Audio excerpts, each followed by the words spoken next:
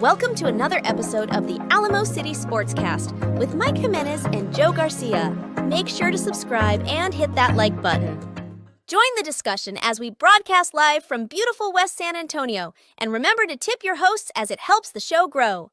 What's up, San Antonio? What's going on, South Texas? This is the Alamo City Sportscast coming at you from the west side of San Antonio. My name's Mike Jimenez. That is Joe Garcia. We're going to go for about an hour and a half today talking sports, pop culture, nostalgia. You get to direct the way the show goes by taking part in our YouTube stream, which is powered by MCS General Contracting. They sponsor our chat line here. We see Tony Arnalis already there. Roy, JHNSB, Sam Salinas, all you guys are already on the feed right now. Tex-Mex Frank, good morning to everybody. It is Tuesday in the Alamo City. And we're going to get into a lot of different sports topics today. First of all, it's the beginning of the NBA season. For the Spurs, it doesn't get going for 2 days, but the NBA season, regular season, starts today, so we'll talk about that. But we really got to get a deep dive into Troy Aikman, Joe. Troy Aikman going after Jerry Jones and the Dallas Cowboys yet again, and he did it on Monday Night Football. He did it on Sports Talk Radio, and this morning, Jerry Jones is playing defense back on 105.3 The Fan in Dallas. Remember last week, we're talking about this time, Jerry Jones got so defensive last week that he threatened the jobs of all 3 Sports Talk Radio hosts who were grilling him about his inability to bring talent to Dallas and the reason why the Cowboys are just an team. Maybe a below average team at this point when it's all said and done. Did you see his response he had today on 105.3? Yeah, we're going to get into that because they asked the question, are you going to be a seller when it comes to that? RJ Ochoa of Blogging the Boys, who might possibly be the biggest Dallas Cowboys fan that I know, the most cerebral fan that I know, I think he's melting down right now on Twitter. Not melting down in a bad way, but melting down as in like he's just had it. He's just had it. And right now, the Cowboys are 3-3, going to be on the verge of going 3-7 when it's all said and done. But it brought up the question about, is it right for a player, especially a legend, to criticize their old team? Jerry Jones has owned this team since the late 80s. Troy Aikman led them to 3 Super Bowl victories in the 90s, Hall of Famer. When Troy talks, people listen. When Emmitt Smith talks, people listen. When Michael Irvin talks, people listen, especially Cowboy fan. Imagine if this happened to the Spurs. Imagine if David Robinson or Sean Elliott, somebody from the 90s, came out and started talking crap about Gregg Popovich or about the Holt family or about R.C. Buford, Brian Wright. How would we take that? Because that's exactly what's going on right now in Dallas with the Cowboys. They're being criticized by one of their own legends. And it happened on Monday Night Football as the whole world saw Derrick Henry go off and do what Derrick Henry does. Now we have to ask ourselves the question, is not going after Derrick Henry the worst thing that Jerry Jones has ever done? Some people would still say that it's firing Tom Landry. Or on the flip side, looking at the Ravens play yesterday with Lamar Jackson and Derrick Henry going off for more than 10 yards per carry, is that the team to beat right now? A 2-loss team. Is that 2-loss Ravens team better than the undefeated Kansas City Chiefs, an undefeated Super Bowl champion who's going for a 3-peat? Lots to get into today. Joe, how are you doing this morning, my man? Doing good, man. I got something to show everybody because we will show you all what we just got yesterday, man. Got a whole stack of them. Everybody's wanting these Alamo City Sportscast stickers. You see them? Nice. Got a whole stack of them here. And I also got a whole stack of the Area 210 stickers. Everybody likes these as well. These will be available for purchase, man. So we'll go ahead and flash that on the screen here sometime during the show. If you all want to buy some stickers, we'll set the price at $3 because that includes the shipping as well. Because I got to pay for envelopes and stamps and all that. It's not free. Yeah. You know? So we got to go ahead and charge people $3 if they want to buy a sticker. We'll go ahead and put the email out there where if they want to buy some, get in contact with us. We'll send you the payment options and we'll send you one or 2 or 3. They look good. Yeah. They look good. Joe, Monday Night Football yesterday was pretty impressive. I was excited about. I know we had 2 games yesterday, but really the game that everyone was paying attention to was the Ravens going up against the Tampa Bay Buccaneers. The Buccaneers also came into the game at 4-2. Good team. They're a good team. They were the home team. Yeah. So you would think that they may have a puncher's chance going up against the Ravens, but the Ravens went in there and just kicked some ass, beat them 41-31, and it really wasn't that close. The Bucs scored 21 points in the fourth quarter to make it close. Baker Mayfield getting those Dak Prescott stats down the stretch. Junk stats. I saw at the end, it's typical what happens with the Ravens. They have a big league and they kind of let teams back in the game a little bit. Yeah. They get a little bit lackadaisical and they have some lapses on defense. They don't play their best. Team comes back. But, I mean, at that point, the game was pretty much over. Right. They got an onside kick that bounced their way. It was all luck. I mean, it was just junk stats. The Bucs were leading 10-0 after the first quarter, but the Ravens put up 17 points in the second quarter, 17 points in the third quarter, going up 34-10 into the fourth. The game was over at that point. Lamar Jackson, though. This guy's already won the MVP, twice already? 281 yards, 5 touchdowns. But Derrick Henry going out there, 15 carries, 169 yards, including an 81-yard run. Rashad Bateman, 121 yards receiving. The Ravens are showing that they may be the class right now of the AFC, because I will look at the Ravens play right now, Joe, and I think that they're better than the Chiefs. The Chiefs are smoke and mirrors, man. Smoke and mirrors. You know what's funny is that you and a lot of fans think that, but every year they manage to find a way to get into the Super Bowl, and they've won it, right? The last 2 years. Yeah. Then it looks like the league is doing all they can to get them there to the promised land again.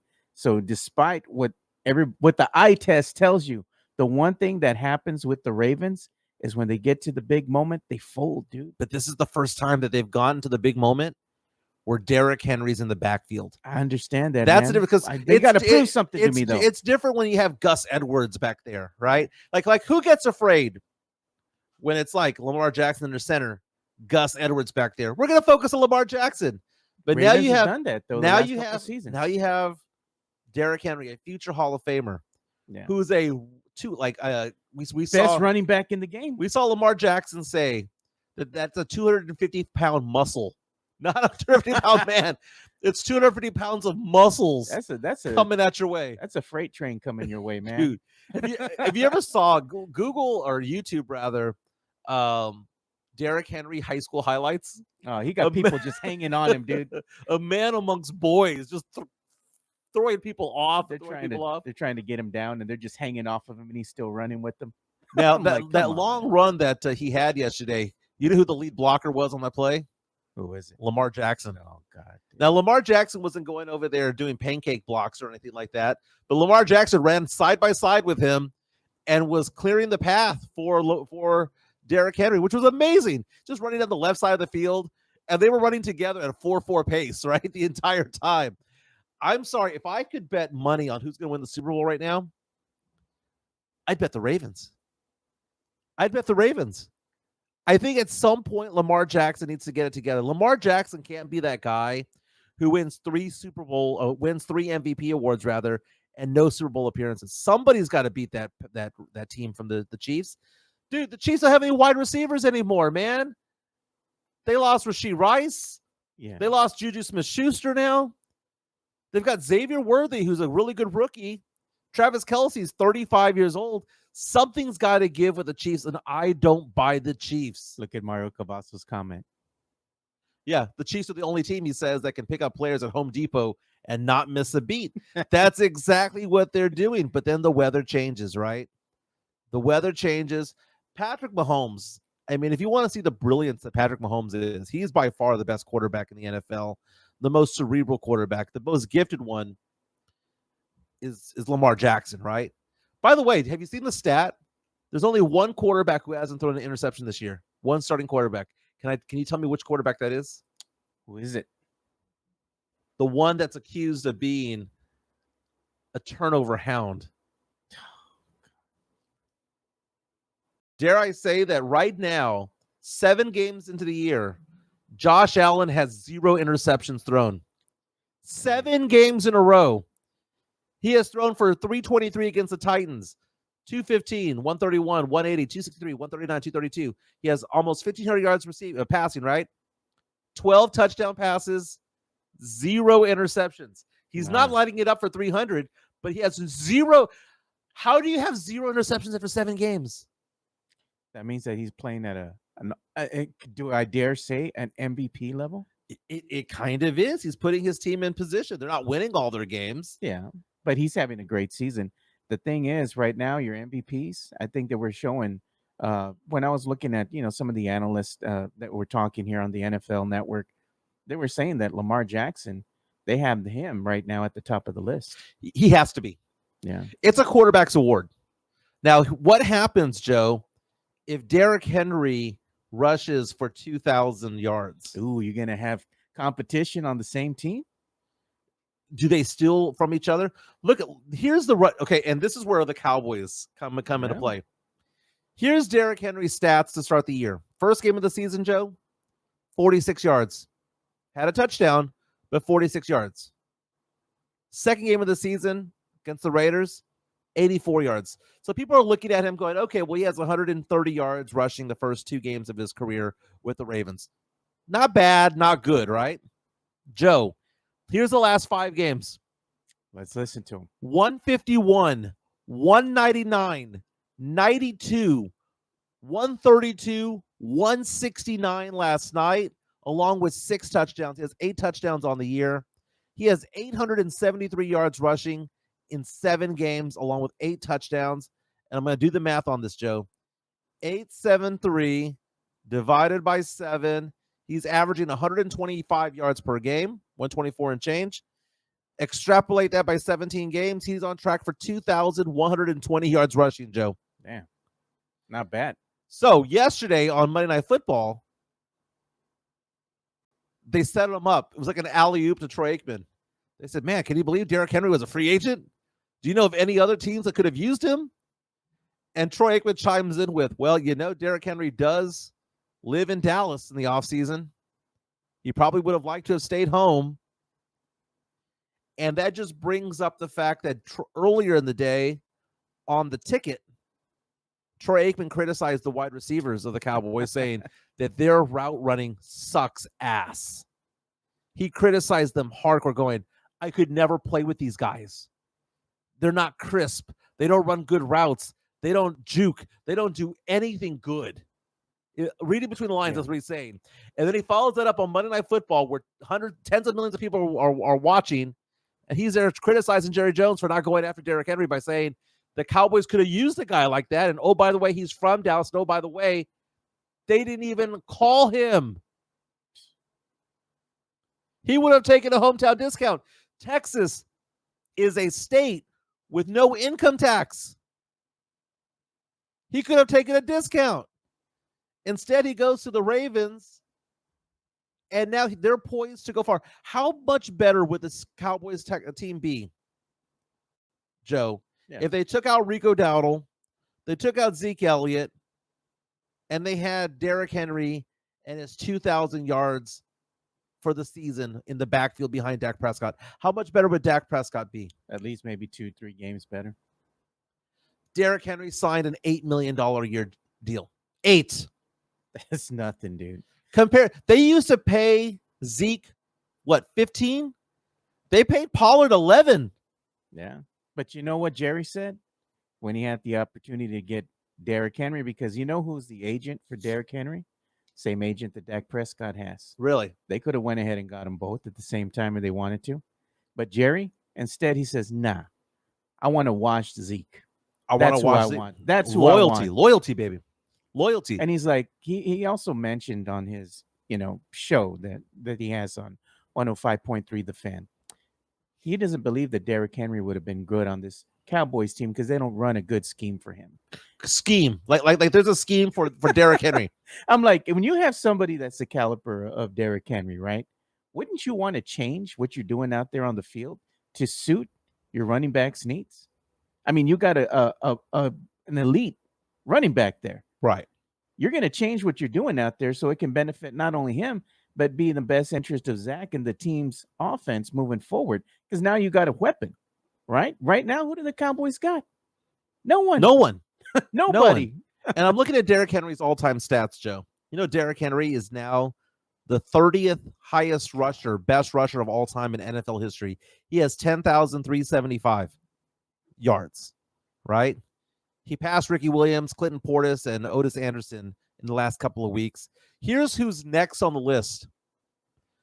And more than likely he's going to track down. Do you think that maybe he can get another 1,000 yards in the next 10 games? Maybe. Okay. If he does that, here are the names that he would pass. He would go into the top 20. He would pass Marshawn Lynch, Eddie George, Tiki Barber, Thomas Jones, Jamal Lewis, Ricky Waters, Warwick Dunn, LaShawn McCoy, O.J. Simpson, Corey Dillon, and John Riggins to get into the top 20 all-time rushers of all time. So now we're looking at Derrick Henry being from a Pro Bowler to now maybe a potential legendary rusher. Because, dude, he is 2,000 yards away from being in the top 10 and dethroning Tony Dorsett and knocking Tony Dorsett off the top 10 list. You think he can get 2,000 yards the rest of his career? He just turned 30. I mean, he's still got some tread on the tires in him, man. He is the LeBron James of running backs. Not to jinx the guy, but he's kind of injury proof. 30, but he's found second life. Yeah. And now you see on 105.3 The Fan, you see Jerry Jones just lose his mind again. And he didn't threaten any jobs, but they asked him several questions. RJ Ochoa pointed this out on Twitter. You can follow him at RJ Ochoa. Says Jerry Jones at 105.3 The Fan on if the Cowboys could become sellers at the trade deadline if things don't turn around. Jerry basically said, hey, look, we signed Dak, we signed CD. That means that we're not sellers. That we're in it to win it, baby. And he goes on to say that they're going to stay the course. That it sends the wrong message if they become sellers. Look at Turner Analysis comment. Derrick Henry would have made the Dallas offense stronger, but the defense still sucks. This is true. Well, the problem is this. And Tony, I 100% agree with you on that. The defense does suck. Who else is going to be blocking for Henry? Would Henry be having the yardage that he has now on this Dallas Cowboy team? Because he ain't got nobody to block for him. Well, you know how they say that the best offense is a good defense? Yeah. Sometimes a good defense is a better offense. Yeah, you know, Henry got nobody to block it for him. But, you know, when you have Derrick Henry back out there, CeeDee Lamb is wide open. You know what he should do?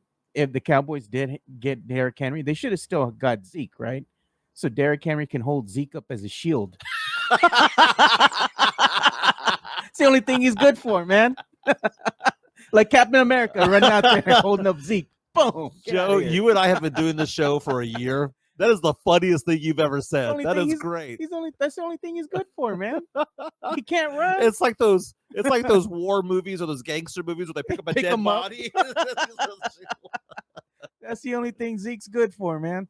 But, you know, for Jerry Jones to become defensive again, and our good friend RJ Ochoa saying that maybe, just maybe, this is the one thing that Cowboy fans would hold over the head of Jerry Jones is you didn't get Derrick Henry. It's not like Derrick Henry signed for 15 or 20 million. It's the fact that he signed for 8 million. You could have got him for probably 6 or 7, and he lived in Dallas. That makes it even worse. He lives there. He trains and works out there. He even said, I wouldn't mind being a Cowboy. And they didn't kick the tires. Yeah, you know. Now, I'm not to say that he would have gone someplace else, but you know what? You can't win it if you're not in it. You didn't throw your name in the hat. You didn't even get a scratcher, or you didn't even go and go get like was it the Mega Millions? Yeah. At least, I mean, you know, hey, man, I might not win, but can't win if you don't play. You don't get a ticket. You know, you don't got a chance. They don't have a chance. But you know what? Jerry didn't even make him an offer. Like, throw something at him. You know, if he's interested in becoming a Cowboy, which is rumored, he said that he wanted to play for the Cowboys, he probably would have taken it. And Jerry Jones also got defensive about Amari Cooper because they brought up on 105 through the fan that the Buffalo Bills got more draft capital for an older Amari Cooper than the Cowboys ever did. You know what Jerry Jones said? Hey, man, well, we got cap space. Yeah, we did money. It for cap space. Money. RJ Ochoa, blogging the boys, goes, he acts like we cannot fact check him. Yeah, Jerry he goes, they did nothing with that cap space. Nothing. They didn't go after nobody. They did nothing. You know what is the asinine part to this whole thing is that Jerry is that guy. Mhm. He's never going to be wrong. Every decision that he makes is amazing. He's his own biggest fan. Jerry is a typical narcissist. He is. And Jerry is a great, and I mean a great, let's say owner, right, for the Dallas Cowboys. Great owner. Shitty GM, dude. Mhm. He is a horrible GM. If it was anybody else leading that team, they would have been fired long time ago. So Mario Cavazos a few minutes ago posted on there, just give me Ashton Genty instead, talking about the Boise State running back who is believed to be in the running for the Heisman Trophy. This is a guy that is averaging basically 10 yards per carry, 1,248 yards rushing on 126 carries. He says, go get that guy. Go get me the young legs, right? You know what? But remember back in the day, the Cowboys drafted number 3 overall, Zeke Elliott. Yeah. That's not a thing anymore. But as a Cowboy fan, Joe, let's say that Ashton Genty is available in the draft. He's a junior. He'll probably come out, right? Why not? He's got, if he wins the Heisman Trophy, why not? He's going to be a big name, Joe, because Boise State might actually make the play in the playoffs. When you look at that, Joe, would you be okay with Jerry and Stephen Jones drafting a running back in the first round when that's not what most teams do anymore? Look at this guy. Thrive eternally. I would love to see you tell Zeke that to his face. Who says I'm afraid of Zeke? I don't give a damn. You want to go? Let's go. I'll tell you to your face too, Thrive eternally. You got a problem? Let's go. I'm backing down from nobody. That is funny. Everybody thinks, oh, because I'm sitting here that I'm scared. I ain't scared, dude. I'll get gangster on your ass. You want to go ahead and talk? I don't talk a lot of shit. I talk with my fists. You want to throw? Let's throw. Hands, baby. Throw Let's hands. Go. By the way, right now, according to tankathon.com, the NFL version, we talk about Tankathon all the time on the NBA version. There's an NFL version of Tankathon. They believe that Ashton Genty would go number 15 in the draft, that he is a first-round talent. Yeah. They have the Cowboys, unfortunately, drafting at number 16 as of right now. So the Cowboys need to lose to kind of get somebody like that, Joe. Would you rather have them go after an Ashton Genty type running back, Joe, or a Quinn Ewers type of player who's a potential quarterback successor? You heard the rumors, right, with Quinn? That he might be out?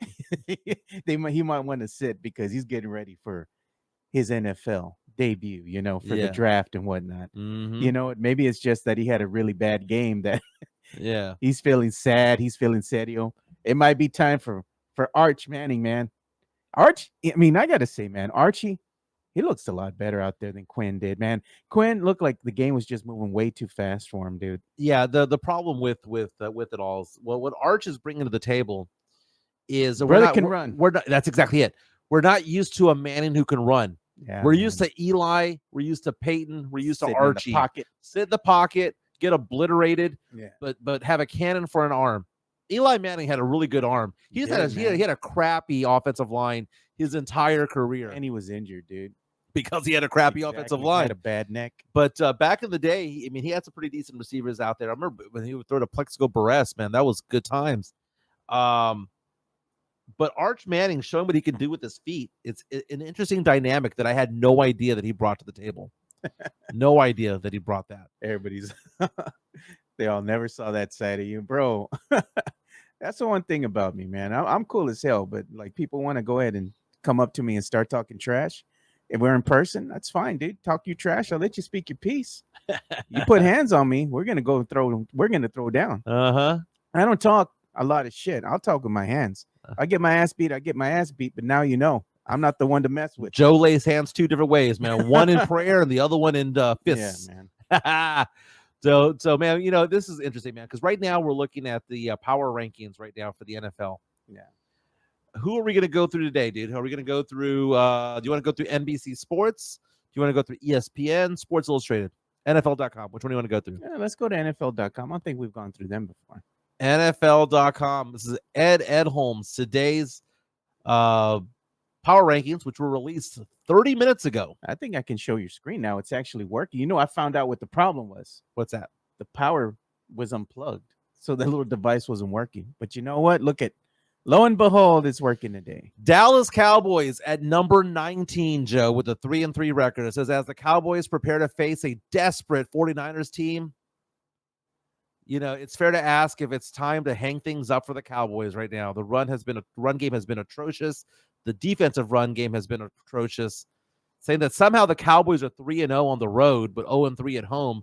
They're going to San Francisco, if I'm not mistaken. Do you have more confidence on them on the road, Joe? Normally on grass, they suck. Yeah, they do. But they're 3-0 on the road. They're number 19. Let's go to the top 10. The Niners, by the way, 3-4 record. They are ranked number 16. Decimated by injury, man. Yeah, no Deebo Samuel because of an illness. Brandon Ayuk out for the year. Brock Purdy threw a first time ever 3 interceptions in a game. Man. He's not the same. Well, he doesn't have the same caliber of talent to throw to right now. He's got some injured players out.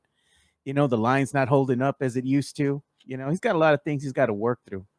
It's changing the team itself. And I dare say, do the Cowboys stand a stone's throws chance against the 49ers? Yeah.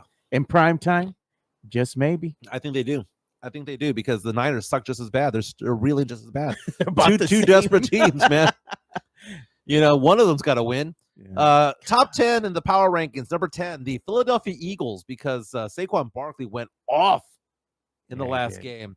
So Saquon Barkley, I find this to be interesting. Did you see the interview? Not the interview, but the conversation he had with the coaching staff? Saquon had 17 carries for 176 yards in the last game. His career high is 189. He was 13 yards away. They had about a quarter to go in the game. The game was already out of hand. And the coaching staff said, Saquon, I don't know if you saw this, Joe. They said, Saquon, you're 13 yards away from your all-time high. Do you want to go in for another series? And Saquon thought about it for a while and goes, nah, man. Let the young guys eat. That's a good veteran move right there. Because you know what? What if you come in and you get injured, bro? Yeah. No, sit down. Sit down, King. And the way he phrased it, let the young guys eat. Yeah, give him the fourth quarter. He could have gone in there, had a 200-yard game, first time in his career. Saquon Barkley passing the torch for the game. Jalen Hurts finally looking better, or is it possible that the Eagles are just beating crappy teams? We shall see. But 4-2 is 4-2, right? Yeah. Steelers at 5-2. They still don't have a quarterback. Russell Wilson, Justin Fields.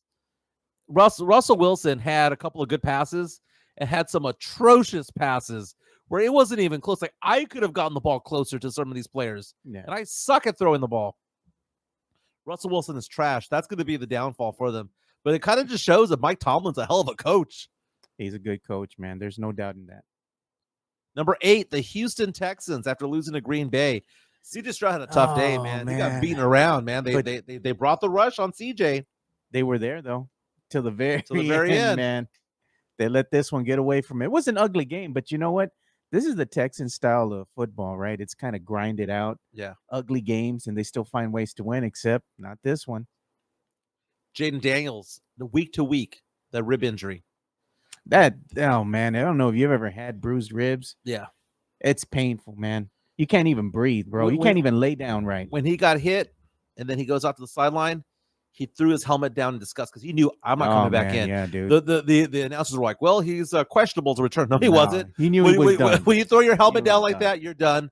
But you had Marcus Mariota go over there and calm the storm. This was going to be a big game, Joe, because the Commanders have the Bears next. Both teams with winning records. It was supposed to be the number 1 overall pick against the number 2 overall pick. Caleb Williams against Jaden Daniels. Daniels probably going to miss this next game, though. But the Commanders at 5-2, moving up in the NFL.com's power rankings, number 7. Number 6, the Green Bay Packers, also at 5-2, coming off a 24-22 victory over the Houston Texans. They've lost to good teams. The 2 teams they've lost to have been the Eagles and the Vikings. So they mop up the teams that they should be beating. They beat a good team in the Texans. Yeah. But now things get cold in Green Bay, right? That's where they get that home field advantage there at Lambeau. Frozen tundra, man. Number 5, the Buffalo Bills, getting a touchdown reception from Amari Cooper was big. They have a wide receiver 1. We mentioned Josh Allen, 0 interceptions on the year.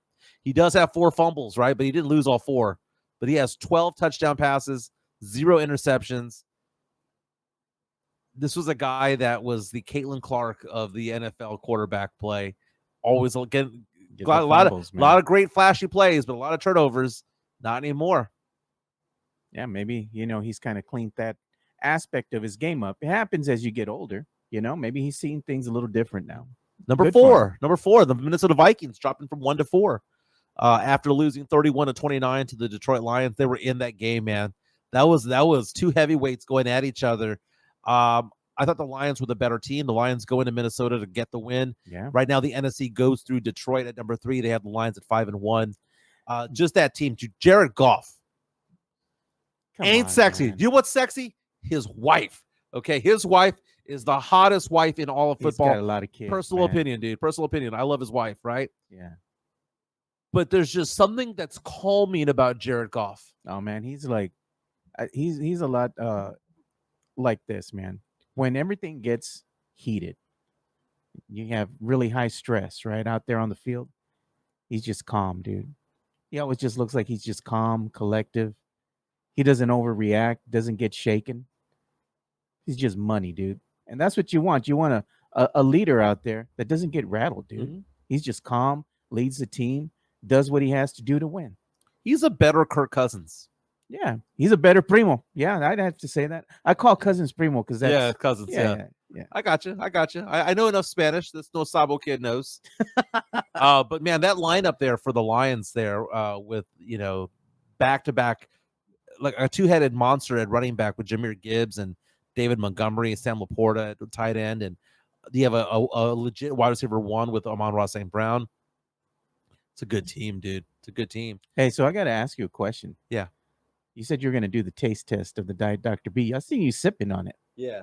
What do you think? It's all right. Come on. It's not bad. Man. Not bad, but it's all right. It's all right. Number 2, according to the NFL.com power rankings, got the Baltimore Ravens at 5-2. And talking about how they went into Tampa Bay and beat that ass over there. Lamar Jackson, Derrick Henry just rushing like crazy over there. Fantastic. Number 1, you got to say the Ravens, right? No, got to go with the Chiefs. Chiefs are undefeated at 6-0. Until they lose, right? Until they lose.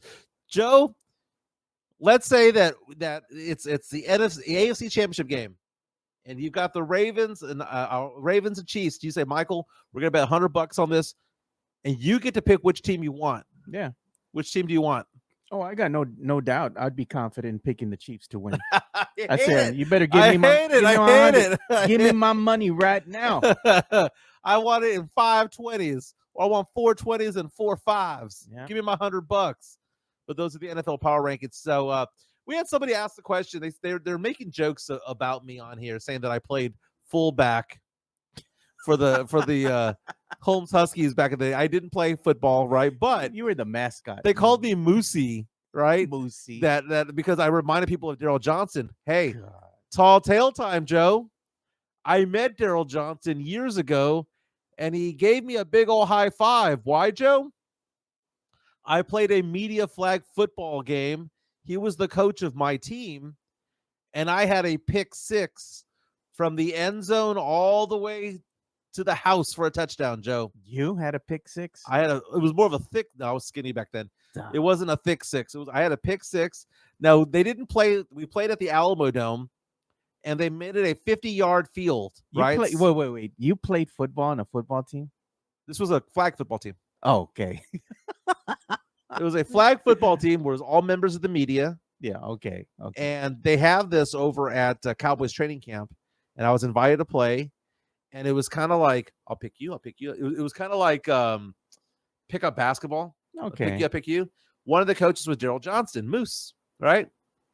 They had me play defense. So I'm there playing, and there's this one guy who was getting all these receptions. It was a young, fast guy. And I got pissed, and I'm like, I'm going to take this guy. I was probably 25 years old, right? Early 20s. So I was young enough, right? 25-ish. Yeah, maybe 23. And I'm there off to the side. I was like, I got this guy. I'm going to play him. I'm going to play corner on this guy. They threw a pass into the end zone for him. I don't know if he tripped or what, but he fell. I caught it. Joe, I took it to the house, and KBB played it because I was a reporter at KBB at the time. I took it to the house. 50 yards. It was a 50-yard field. Took it. Sean Quintero, who called you Moosey? Moose Knuckle. Very nice. Very nice. Let's give some love to Jeff Garcia from Locked On Spurs and Ken's 5 because today is the start of the NBA regular season. Locked On Spurs is your daily Spurs podcast, hosted by Jeff Garcia, the lead Spurs writer for Ken's 5 San Antonio. Jeff has a healthy plethora of guests all the time on the Locked On Spurs podcast. You can also follow Jeff on Threads at Jeff G Ken's 5 SA. You can also follow Jeff on Twitter at Jeff G Spurs Zone. So make sure you go ahead and give Jeff a follow not only on Threads and Twitter, but also on YouTube at youtube.com/at Locked On Spurs. This is where you're going to be able to find the replay of the Locked On Spurs podcast. Make sure to like, subscribe, and share. You got two games on the NBA docket today. It starts with the Knicks and the Celtics. Going to be a 6:30 tip-off on TNT. And then also the late game on TNT, you've got from the Crypto Arena, the T-Wolves against the Lakers. You're going to see Bronny and LeBron play at the same time, probably early in the first, I would say. They get it out of the way. Is Bronny on the roster? He's on the roster, dude. They're going to do that, man. They've been talking about it all this morning, dude, that they're going to have them come out on the court together to make NBA history. Oh, nepotism at its finest, man. It's not what you know, it's who you know sometimes. The Spurs start their season on Thursday night, so we got to wait till day 3. Spurs take on the Dallas Mavericks on TNT, by the way. So this is going to be a nationally televised game from the American Airlines Center in Dallas. The Dallas Mavericks favored by 7.5 points. We're going to see the first time Chris Paul in a Spurs jersey for a real game. Harrison Barnes for a real game. Do we know what the starting lineup is already? Yeah, you probably do. No Devin Vassell. Devin Vassell's out with a foot injury. His right foot did not heal. They're going to put in Champagne? Could be. I mean, he's earned it over the offseason. So let's just see if he can do things during the regular season. We mentioned Jeff Garcia from Locked On Spurs and Ken's 5. I subscribe on Spotify. I subscribe on YouTube as well.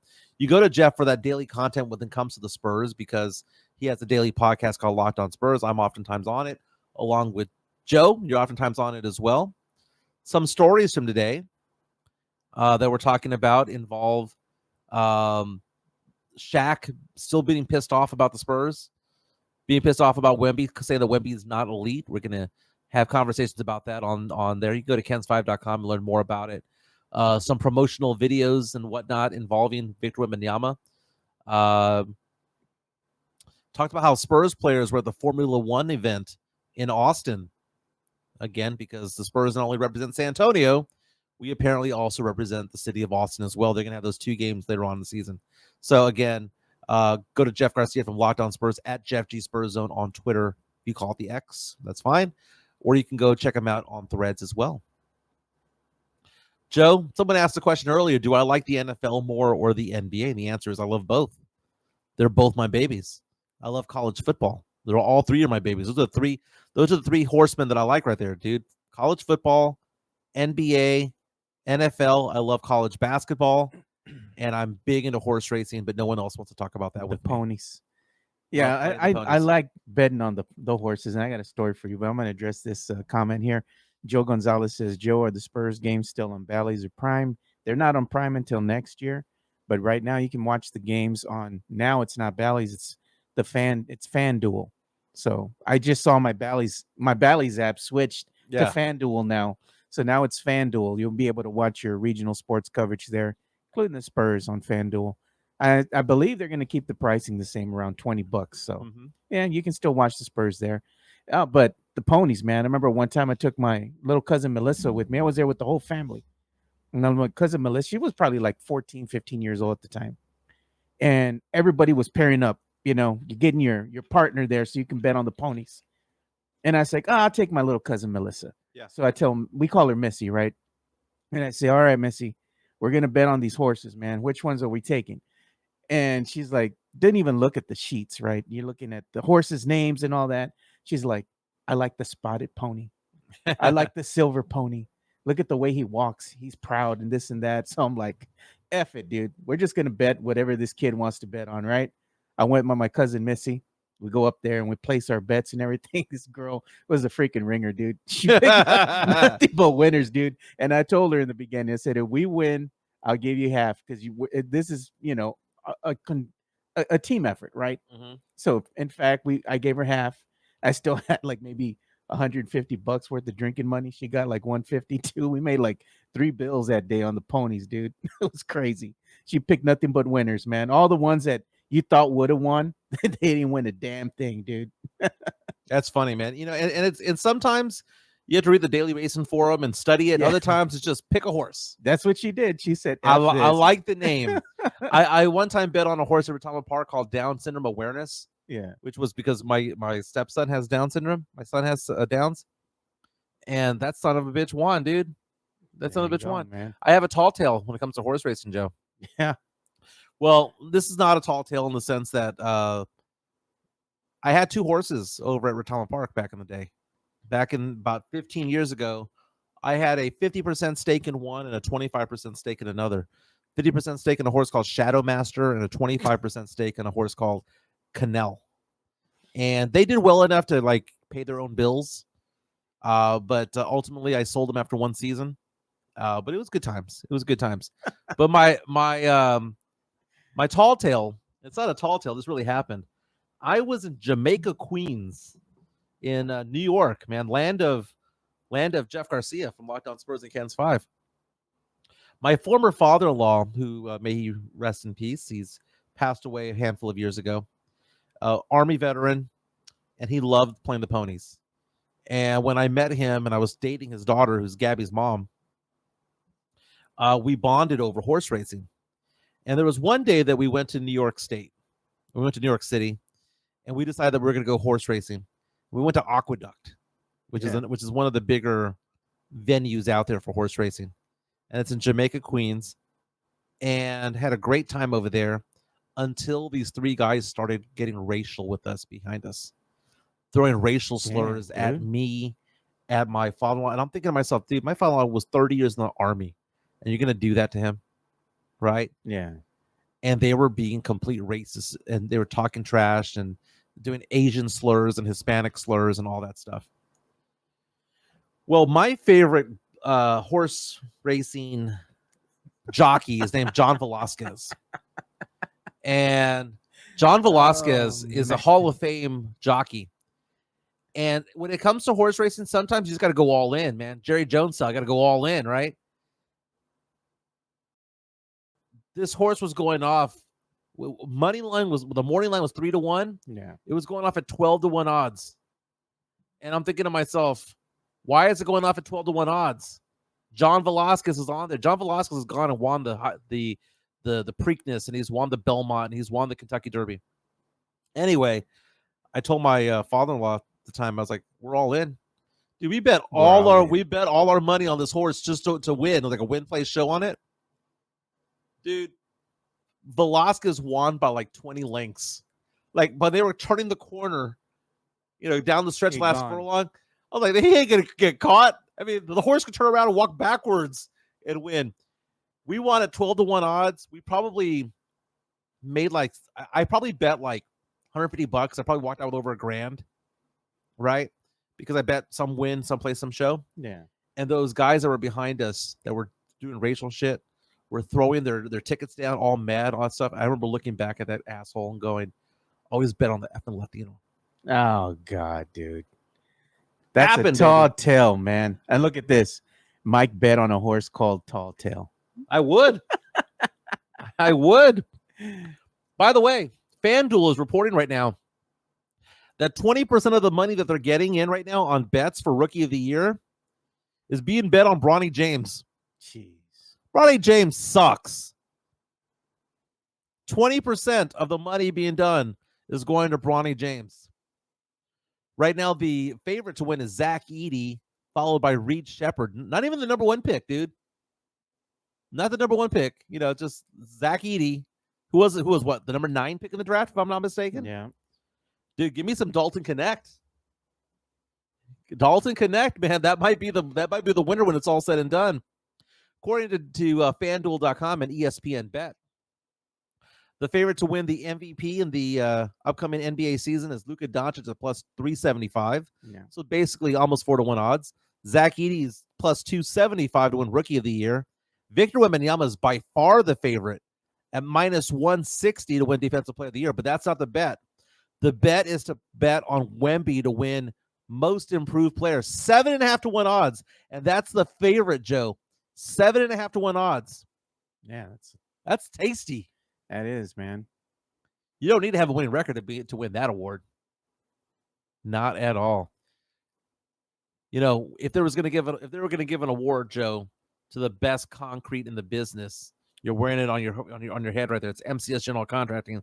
Let's give Chris Leha and his brother some love. Hold on, I gotta find it here first.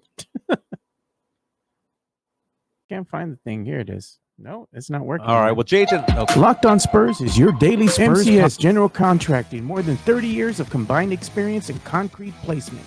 They are the best in the business. Honest pricing, high quality work.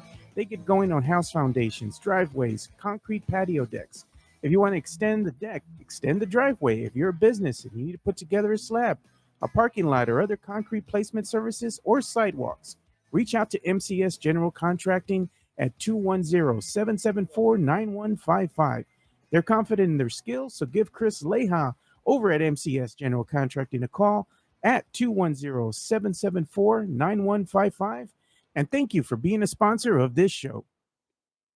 All right, there you go. If you want to go ahead and get that diamond hard concrete in your life, you're going to go ahead and give our boy a call over here at MCS General Contracting. Call Chris Leha, give you your free consultation. Numbers on the screen. Call 210-774-9155. And you can go ahead and do anything for you when it comes to concrete. You can go ahead and put a landing like you did for Mike. Parking lot if you own a business. Maybe make you a little slab out in the backyard if you want to build a pergola for mama. You know, do anything. Go ahead and call MCS General Contracting if you want it done right the first time. Again, the number is 210-774-9155. So we talked about the regular season starting, right? Tomorrow, the Philadelphia 76ers take the court. But they'll be taking the court without Joel Embiid and without Paul George, both out with injury. So it begins, Joe. It begins. Paul George, the big get they got in the offseason, not going to be in there. Jeff Garcia just posted right now that the Spurs, remember, they had Brandon Boston Jr. on the practice squad, the summer camp earlier this year. He has signed a 2-way deal with the New Orleans Pelicans. Well, look at that. We got Tony Ornelas saying possibly might need concrete for a basketball goal for his backyard. There you go. Hey, man, call Chris Leha. He'll get you taken care of, and you know what? He'll do it right. I guarantee you, 10 years from now, that concrete will still be there with hardly a crack in it, dude. Take a look at Shams Charania. It's weird to see Shams now with ESPN. Yeah, man. Oh, what do we call him? I mean, Woj has retired. Yeah, Woj. He's now with St. Bonaventure. Got to give Shams a nickname now. Shams Charania, breaking news for overnight. The Denver Nuggets and Aaron Gordon agreed to a 4-year, $133 million extension. He took a pay cut, man. I mean, 130, that's like $33 million a year, man. Yeah. Well, he was up for about, I think, 150. But at the end of the day, the Nuggets wanted to kind of negotiate with him for a lesser deal. Still, I guess they found a healthy median in between the two. Yeah. Jalen Johnson agreed to a 5-year, $150 million rookie extension with the Hawks. That's according to Shams Charania of ESPN, no longer of The Athletic. Mavericks agreed with Jaden Hardy to a 3-year, $18 million rookie extension. So these rookies are getting some deals, man, before the season starts. Jalen Suggs. I like Jalen Suggs, man. What a great defensive player. All-NBA defensive member. 5-year, $150 million extension. Dude, Spurs fans are going to flip out when Wemby is going to be offered $75 million. That's going to be the number, right? It's going to be like 4 years, $300 million. I predict that this was going to happen with Wemby. If the Spurs want to keep him, Wemby will be the highest paid player in the NBA. All time. This could be quite possibly the most lucrative contract in sports history, man. All time. It's going to be up there, dude. All time. They want him. They got to go ahead and pay him. But you know what? He ain't going to stay here unless you surround him with some bucket getters, because this team ain't it, dude. Spurs fan right now. We talked about it yesterday, and I put the clip out there. We talked about it for about maybe 30 minutes or so. Spurs fan is okay with mediocrity this season. Yeah, They're we okay. talked about that yesterday with the Twitter poll that we had. Yeah, Dude, I was they're fine with surprised. it. I was surprised with the number of people who responded to this, because we had 259 people vote saying that if the Spurs have a 6th losing season in a row, they'd still want Pop as the coach. Yeah, and Spurs fan told me yesterday that they're okay with this team getting anywhere between 35, maybe 38 wins, not playing for anything other than just you got better, but you didn't make the play-in. Yeah, didn't make the playoffs. Yeah, about 59% saying, yeah, we're fine with 30 to 35 wins. 25% saying that they want the Spurs to at least be 500 or better, and 16% saying, no, man, you got to make the play-in or better. Yeah. So that's about 6 out of 10 Spurs fans are like, it's okay for us to suck this year. Yeah, they want to go out there and support mediocrity. Brutal, man. I'm going to be out there and I'm going to watch the games only because, I want to see the team get better. Yeah. But I mean, getting better doesn't always translate into them getting to the play-in. Doesn't translate into them getting to the playoffs. Not with this current cast of characters they got. Right. They're good enough to be all right. Maybe compete a little bit better. And that's what you want to see them gradually getting better. But at the end of the day, you want to keep Wemby happy on this team. You got to surround him with a better cast of character, better caliber of player. Because this team right now, they just have a bunch of guys. Dude, and I'm so tired. Just a bunch of guys. I'm so tired of Spur fans and apologists who are like, it's not Pop's fault. Pop didn't put these team together. Yes, he did. You're telling me that Pop has no say in the player development, the player gathering of this team? That's stupid. If you believe that everybody does their job individually and it's not a group project over there, if you believe that Pop has no say as to what free agents come in, who they draft, or anybody free agents that they do, you're dumb. You're dumb. So if you're going to complain about the roster, you're complaining about Pop because Pop is part of that. That Pop is part of it. Brian Wright doesn't do things by himself. You have R.C. Buford is still in the room, for crying out loud. We call it Pop in the front office for a reason. It's a group thing. What did Matt Lerma say there? Mike, maybe you shouldn't have made the poll because a lot of people just like to troll you. I don't mind being trolled. Yeah, he's talking about the trolls out there on the X, on social media. I think a lot of people came to my defense. It's a safe place. I mean, when we talk Spurs, and we're going to have call-in Fridays, it's a safe place. You all can call in, speak your piece, say what you want. We're not going to come down on you, make fun of you for being brave enough to come up and give us your opinion. That's what this whole community is being built for, right? For everybody to give their opinion, and it's unbiased. It's an unbiased opinion. Mike's not going to be out here making fun of you, and I'm not going to be making fun of you for it. Do you know how many times I'm right? It's just people don't want to hear it. Like Team Tank. How many people gave me crap, Joe, for the longest time about Team Tank? And the second the Spurs got the number 1 overall pick, and I was over at the Roo Pub with the San Antonio Sports Star people, and we won the lottery. People were the same people who were Team We Hoopin', Team Play-In, all that stuff, suddenly were like, I'm so glad we lost all those games.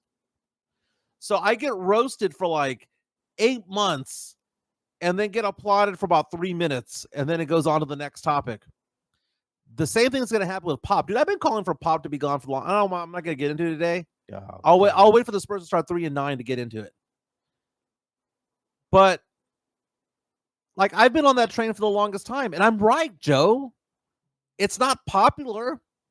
Do I want Pop to be fired? No, because I wanted him to simply walk away. You want him to be fired. I want him to wake up. I want to wake up one day to breaking news coming into ESPN.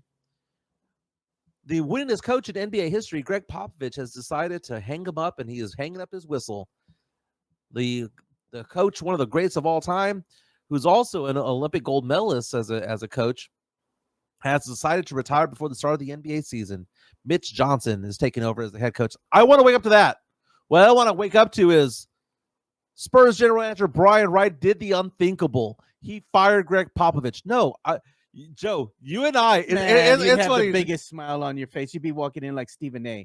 after a Cowboys I don't want loss. him to be Landry, dude. How you doing? I don't want him to be Landry. But Joe, we talked about this off air a while back. We were like, what do we say? He's the party guest that never left. Oh, he's the house guest that never left.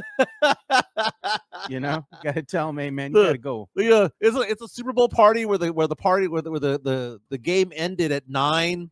Everyone's partying till midnight. A few people stay till midnight, till 2, and it's 3:30 in the morning, and there's some guys that are still there hanging out, smoking pot, doing nothing, drinking wine. That's Pop right now. You know what? This is funny. Tony Ornelas might give me diamond hard concrete evidence that Pop controls the Spurs 100%. I didn't say control. I didn't say control. And free agency. I didn't say control. I'm saying is that would be disrespectful of the Spurs to not give Pop any control of that. But I do like that with that whole thing that Tony Ornelas had there. It reminds me of something. We should have a Diamond Hard segment just for MCS General Contracting. You know, this Diamond Hard segment is brought to you by MCS. Matt Lerma. Yeah, Mike is like, you're dumb. Why won't people listen to me? So, I mean, the thing about it is that in the NFL has a really direct line of sight between it all, right? I mean, unless you're Bill Belichick or Sean Payton, and you control both. Like, I personally believe that Mike McCarthy has very little opinion as to what Steven and Jerry Jones do. Oh, he's got none. He's just out there coaching. Football's different, man. Baseball is different. The NBA, there's only 12 players on an active roster. There's only 15 on a team. It's more intimate. It's a different dynamic because there's not a 53-man roster when it comes to football or a 25-man roster when it comes to baseball. It's different, and that makes coaching different. You could fit all of the players on one bus and all the coaches on one bus, right? You don't need to have, a convoy of buses like they do the NFL, right? It's different, man, and it's a different relationship between the GM, the head coach, player personnel, player development, shooting coaches, and all that stuff. It's different. Pop most definitely has say in those aspects. Tim Gonzalez says he tagged us in a post that he wants us to go ahead and show here. And he just wanted to let us know. And I saw this, you think it was late yesterday on the X. The Ravens fan who assaulted those two Commanders fans for no reason. Oh, yeah. He turned himself in. He'd been arrested. And, if he's convicted, he could be looking at some prison time, man. Oh, I mean, the guy was just hunting. He was headhunting. And you know what's so funny? It's not funny.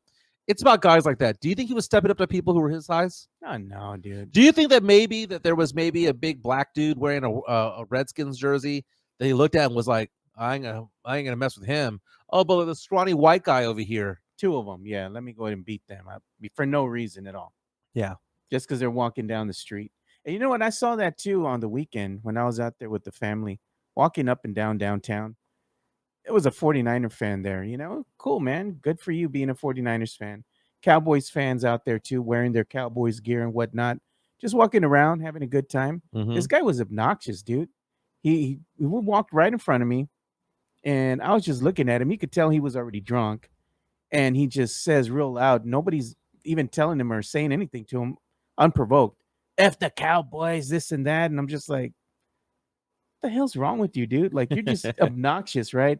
And he's walking down the street and he's looking at the people that are next to him, right?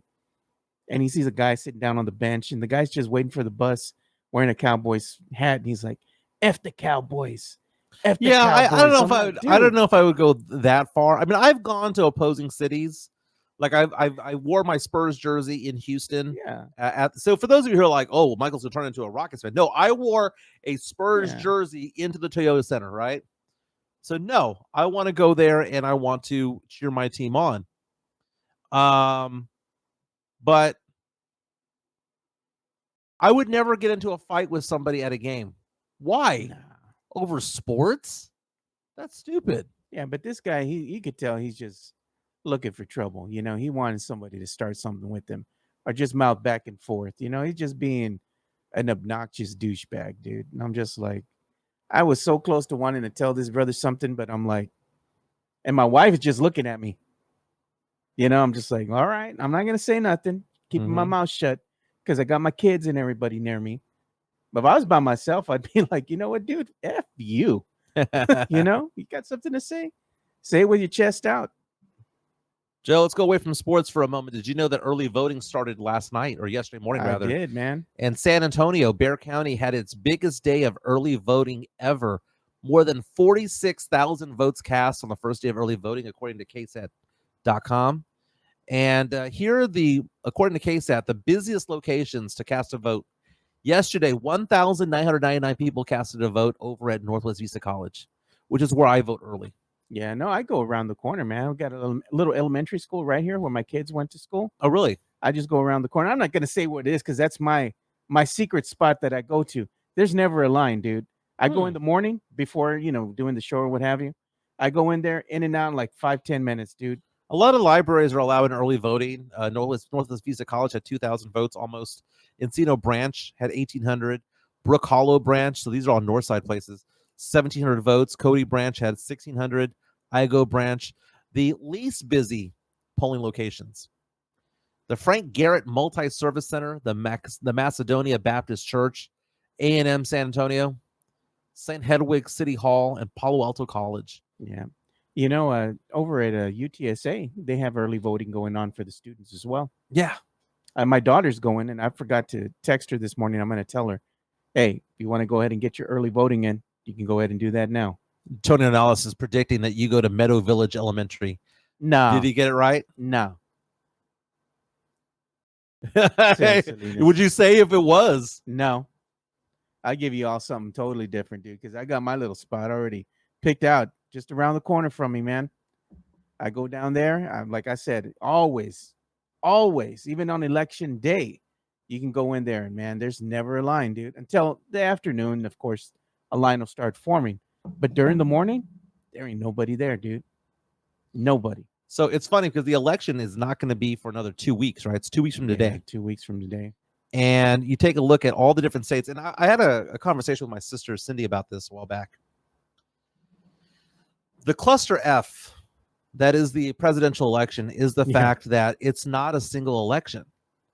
It is 50 states who run their elections all differently. There's no uniformity to it all. There's some states, like the state of Utah, that's completely 100% done by mail-in votes. There's some that do in-person, like Texas, in-person early voting. There's others who say you can have your ballots in a week before the election. Others say that you can get the ballot in as long as it's postmarked on the day of the election, which is what happened when they were trying to count the razor thin margins in Arizona last time. Yeah. It's different. And I'm looking at Pennsylvania right now. This is a Vote Hub US on Twitter. It's very interesting. They say that right now in Pennsylvania, 1,051,000 people have already cast a ballot. I believe it, man. And of the 1 million, again, Democrats, it used to be Republicans used to do the mail-in votes. Now they do day of voting. Democrats do the early voting. And as of right now in Pennsylvania, the belief is that if the Democrats have any chance, they need to have a firewall of about 500,000 votes, which is have a 500 vote lead going into the election day. Yeah. Right now, 650,000 Democrats have voted, 300,000 Republicans. So it's a firewall of about 350. But when it comes to the independent vote, 100,000 have voted, and it's predicted that about 2/3 of that vote Democrat. Yeah. So really, the firewall there is about 375,000, 380,000. Pennsylvania with 1 million votes there. Georgia, Joe, in Georgia, record numbers right now. 1.7 million people have voted already. 55.3% of those voting in Georgia already, of that 1.7 million, women. Yeah, look at that. Sam Salinas brings up a good point. I got the notification too through my employer because I'm working for the feds right now. They sent us an email as well, and he says, check with your employers, boys. Most places give you PTO to vote. Yeah, and that's what they do here at work as well. They give you, I think it's up to 4 hours, bro. If you want to go ahead and vote, they'll give you up to 4 hours to go to a polling location and vote, and then come back to work if you want. Or you can take like half the day off, And I don't need that because, like I said, I got my spot right around the corner where I go. I'm gonna go vote after this show today. By the way, what I did today, I went to the low T center today. Did you get a shot? Yeah, they checked it out. They're like, yeah, testosterone's fine. They said you're fine. Yeah, they said that I'm fine. The good thing was that my blood pressure was at 128/78, dude. Yeah. I mean, that's not bad. I've lost 25 pounds. They did the blood work. They're like, everything seems to be fine. They said that I could get an enhancement if I wanted to get more testosterone. But they're saying that you are not considered to be technically low T. Yeah. Man, they give you that in your boner pills, bro. You'd be good. You have that diamond hard in your life, you know? Yeah, baby. This plow-in is sponsored by MCS General Contracting. Blue Chew. Hey, but I'm going to share this with you guys right now. So if y'all want to go ahead and get some stickers, as I said, they're going to be about $3 each because we're going to have to include the shipping there with the sticker. So if you want Area 210 or you want the Alamo City Sportscast stickers, you just let us know. And I'm going to go ahead and put the information here in the chat with you guys. But here's the Alamo City Sportscast sticker there. And again, here's the Area 210. So if you want the Area 210, just let us know. When you go ahead and email us, we'll go ahead and send you the payment options there. But I'll go ahead and share this with you boys in the chat. So there you go. Alamo City Podcast Network.com. Joe, no one's going to know who's going to win the election until Thanksgiving. It's going to be one of those things, dude. Think so? It's going to be one of those things. They'll know, dude. They'll know. You can really tell. I mean, usually they announce the winner the midnight or something like that. Well, no, the problem with the polls right now is that the polls are partisan. Yeah. It used to be, okay, New York Times, CNN, ABC, Fox, CNN, Monmouth. They would go in there and they would monitor the polls. 2/3 of the polls that have come out in the last month have all been rigged. They've been all partisan polls. They've been either a Republican poll or a Democratic poll, which are skewed in different directions. Yeah. None of it's accurate, dude. If you want to go for a good polling service, Monmouth does a good polling service. New York Times Siena does a pretty good job. Fox News does a really good job as well. Those are the only ones I look at. Like right now, I'm looking at polls right now. Redfield's a British company. Like a British company knows how to do this, right? They're rated D when it comes to polling. But Monmouth is one that's good. I haven't seen a good Monmouth poll. Let me see. Let me get on their website real fast.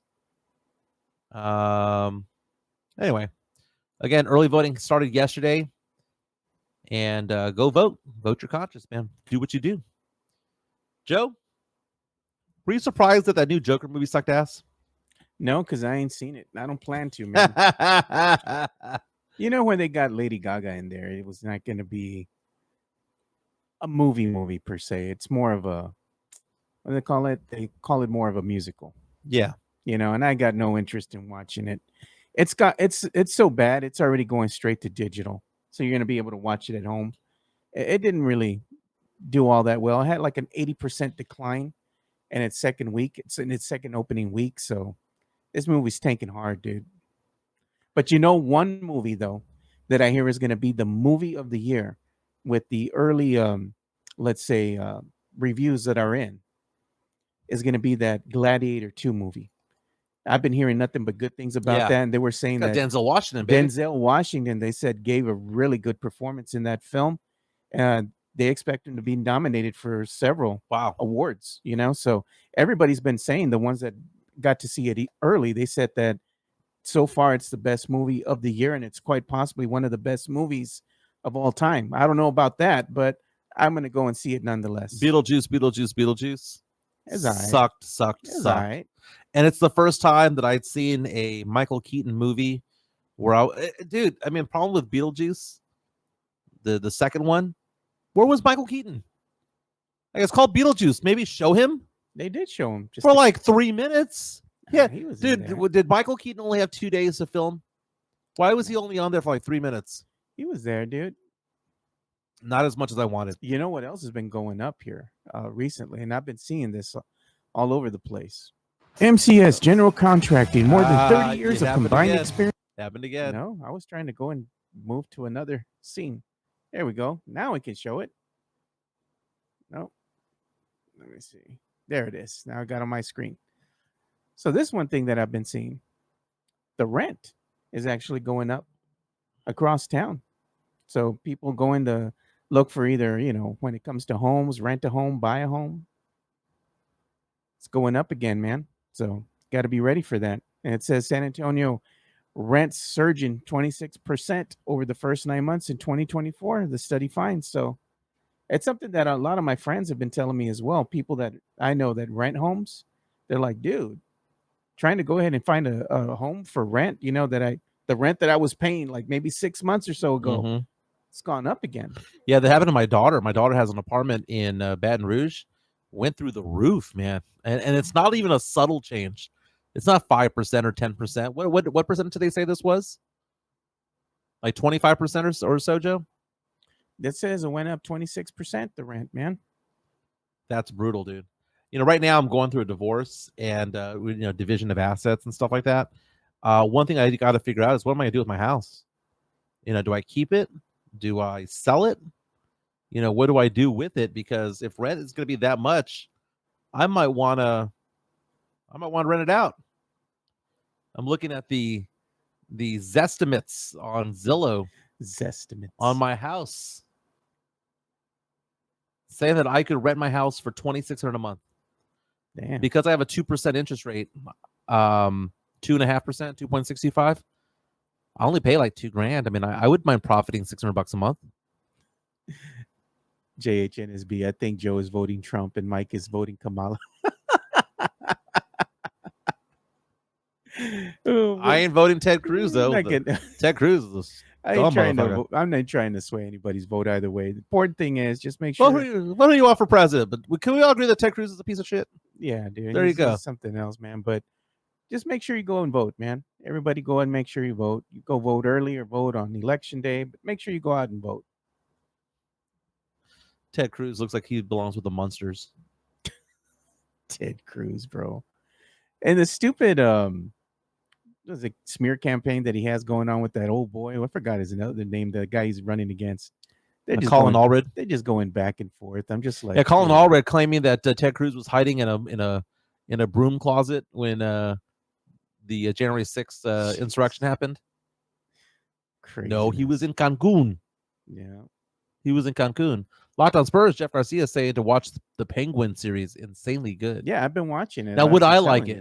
Oh, no, you would love it. Like, you don't even have to know the universe itself. Is it a Batman-related Penguin? It's a Batman-related Penguin, but it's not the Penguin. Like Batman. It's not the Penguin that you're thinking of, the little tiny one that Danny DeVito was. Yeah. No. It's totally different.